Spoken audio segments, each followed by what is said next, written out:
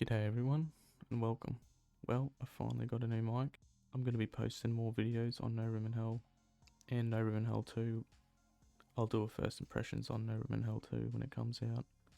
Also would like to do a review for No Room in Hell 1 and 2. Well, let's get into the video.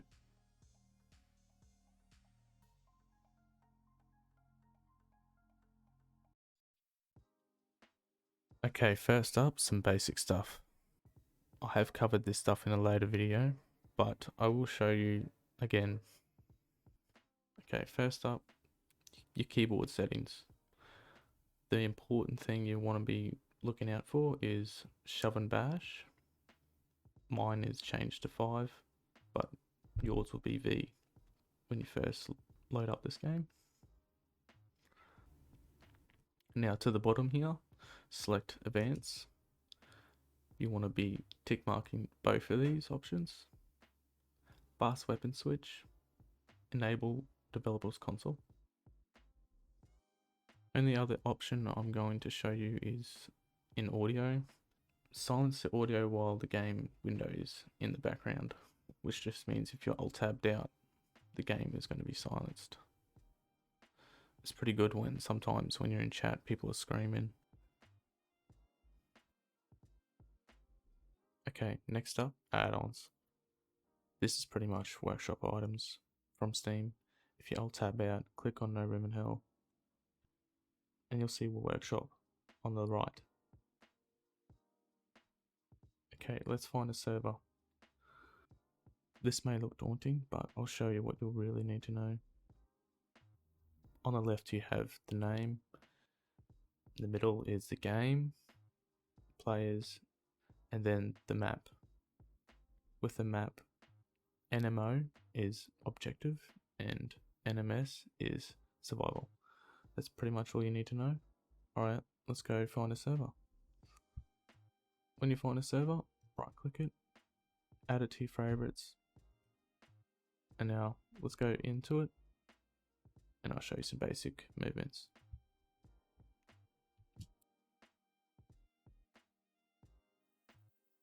I've covered most basic movements on another video, but I'll show you a few things here. While approaching a zombie, make sure you're using the attack shove combo, pressing left click and then pressing V to shove them away, because they will grab you and you will get infected or bleeding or lose health to a point where you could die. And it does not take long to die in this game. You have small attacks and heavy attacks. Most weapons you want to be focusing on small attacks, but with hammers and picks you can time them perfectly where you don't lose as much stamina. That should cover the most of the basic movements. Next up, objectives.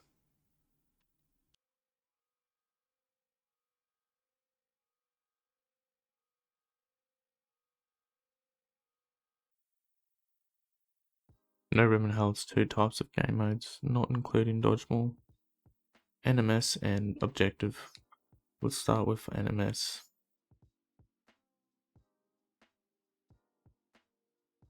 NMS has waves starting at 1, ending at 10, sometimes higher, depending on the map. You generally have 2 to 3 spots you need to look after, A, B and C. You must protect these points or zombies will overrun it. To regain the health of that point, you'll find FEMA boxes around the map. Grab a bag out of the box, place it in the point. Other things to look out for, you might have locked doors, look out for a welder and keys. Also look out for a med box and a location to place it. This will give you health only for a certain amount. The survival gameplay in No Room in Hell isn't played as much as objective. Anyway, let's get into objectives.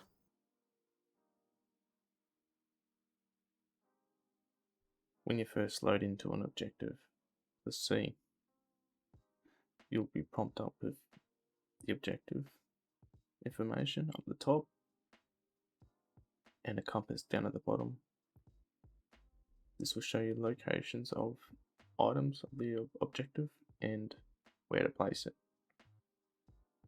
As you can see in front of us, we have a keypad marked as white, and we have another spot where the code is. This is marked as red.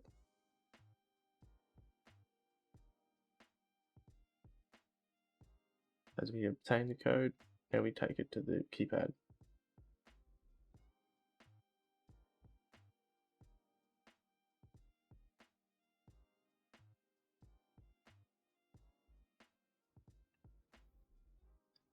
Objective-based maps are the heart of the game.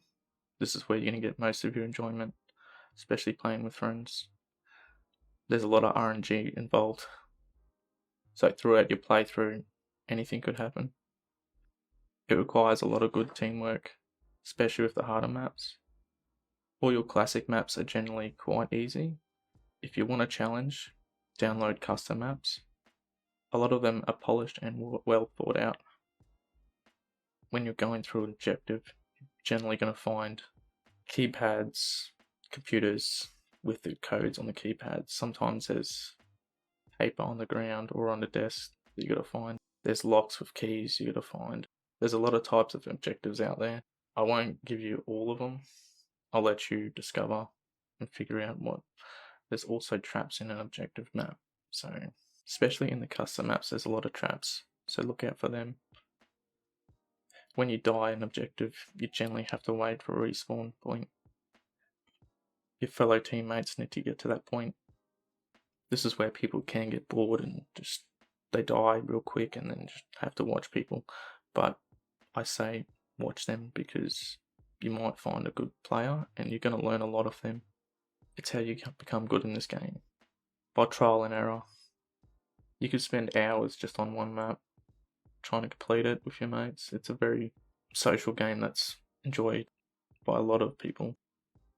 Anyway, I'll let you figure out more about objectives and why it's so good, why everyone wants to play it.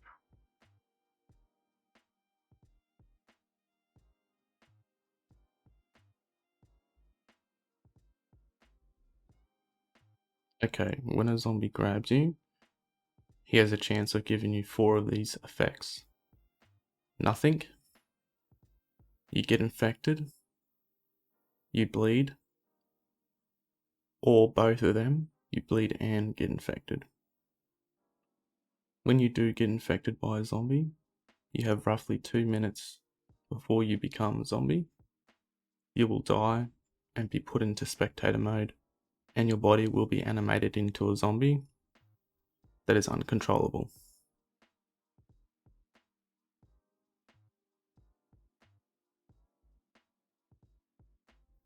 Now, how can we stop this infection? There's only 3 ways. One is we could find pills.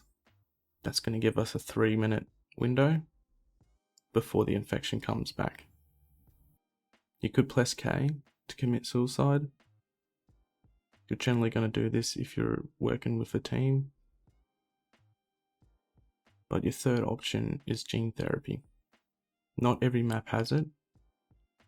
When you do manage to find gene therapy and you take the injection, you have a 12% chance of a side effect happening which blurs your vision for 30 seconds.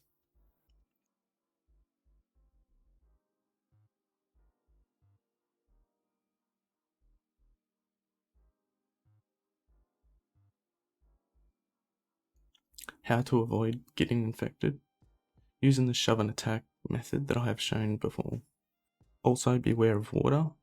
Some forms of water can affect you. Also, when you are infected, other people can attack you. If you're working with a good team, call out that you're infected. Keep out of the hitboxes of people shooting and meleeing. Also, when your body animates into a zombie, you can use this to advantage and somewhat troll your teammates.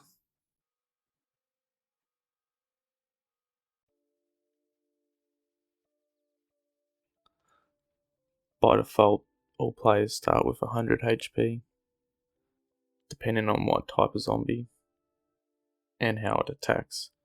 You could lose a little or considerably a lot. with two-handed overswings. You could easily die with roughly 2 hits.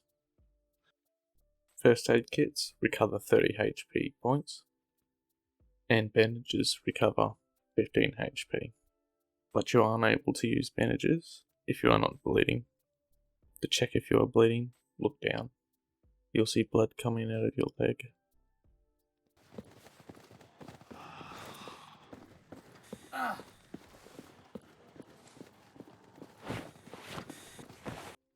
You can find bandages throughout the map, but they also have a rare chance to drop from National Guard zombies. First aid box, a bulky version of the first aid kit, only available in survival, and has up to 200 HP which can be shared with the other survivors.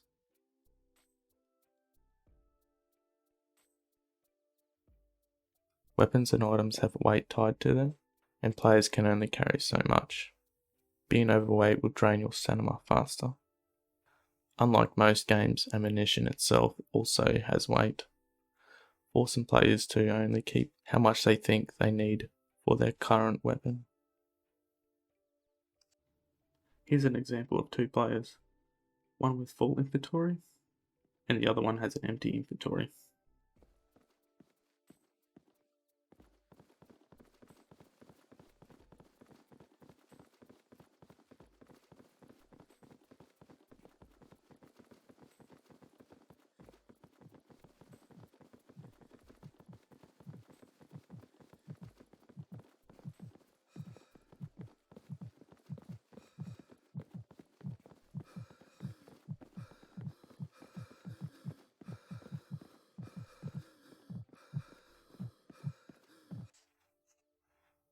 Tools in No Room in Hell are used in 2 capacities.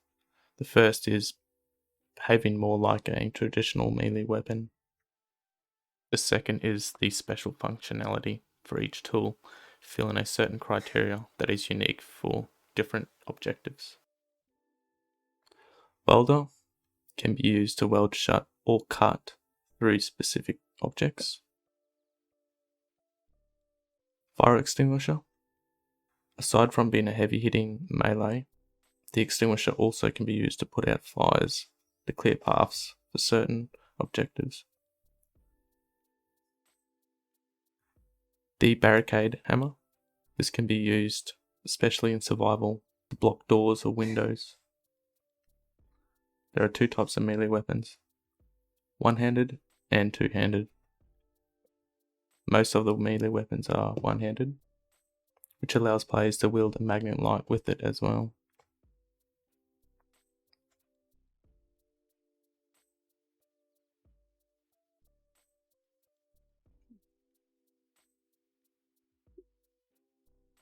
All guns are treated realistically. Ammo is not universal, and different weapons require different ammo. Ammunition in No Room in Hell is scarce, so it's advised to using your ammo efficiently. Ammo sharing with other players is a key component to No Room in Hell. You want to press U to unload your weapon. Hold 2, then right click to drop the item.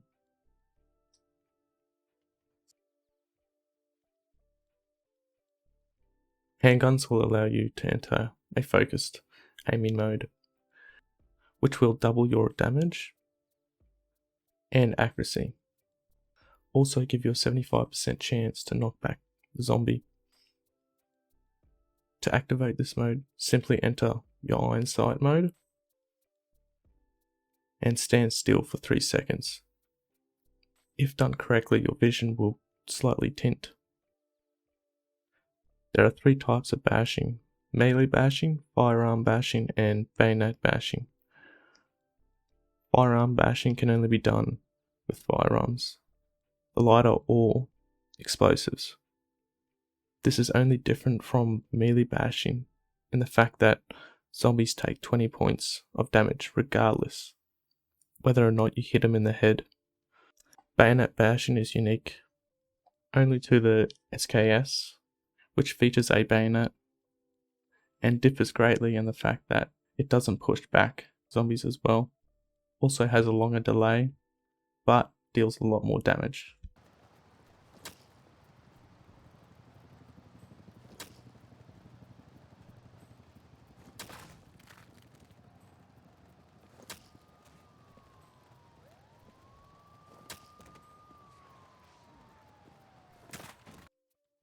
The technique I'm about to show you is called zombie surfing.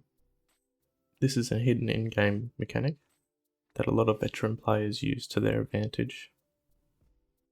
To pull this off, simply find a zombie and an incline. You want to stand at the highest point of that incline, then jump onto the zombie's head. The zombie's head will form as a platform which you can use your advantage to find secrets or cut corners. You can also use a crawler, but beware, the zombie you are jumping on may still target you.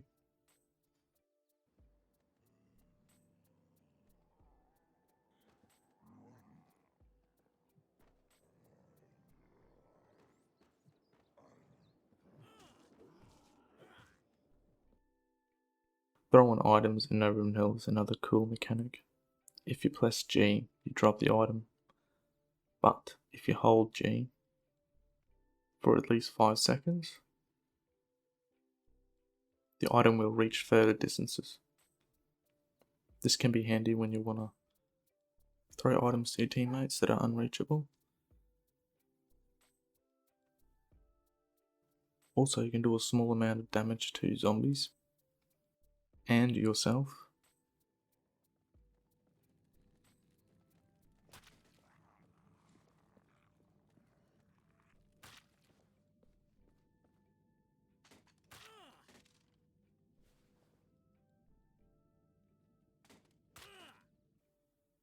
Another funny little gimmick, when your teammates are infected, you can throw items at them and they get hurt.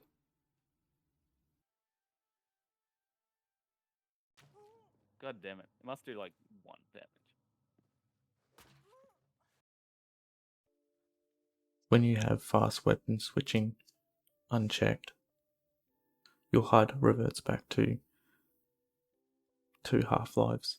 HUD, in my opinion, this is a lot more clunky compared to when you have fast weapon switching enabled.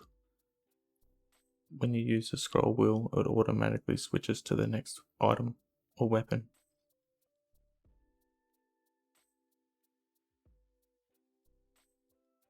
Now, what do I mean by your surroundings? Let's start off with zombie aggro. Zombie aggro is another mechanic you can take advantage of, but this is something you cannot rely on all the time. When a player attacks, it has a certain chance for that zombie to aggro, or a group of zombies.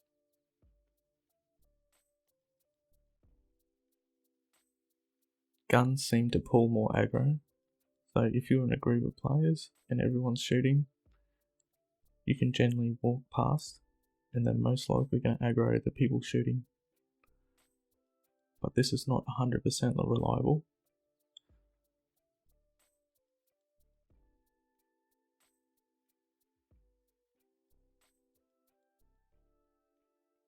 Okay, let's move on to directing zombies.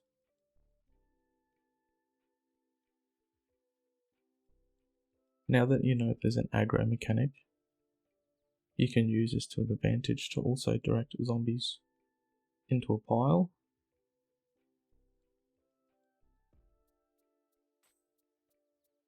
or you can direct them to one side and then you use that advantage to go to the other side and quickly escape through the gap they may have opened up. This is another mechanic that a lot of veteran players use.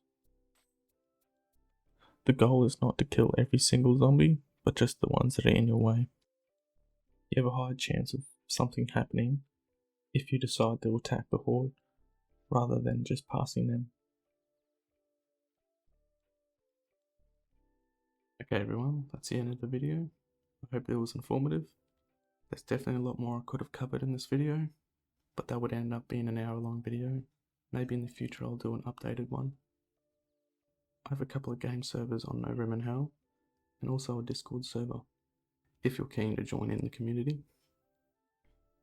As always, like and subscribe, and I'll see you in the next video. Come on, it has to proc right now or I'm dead. Nah, I'm out.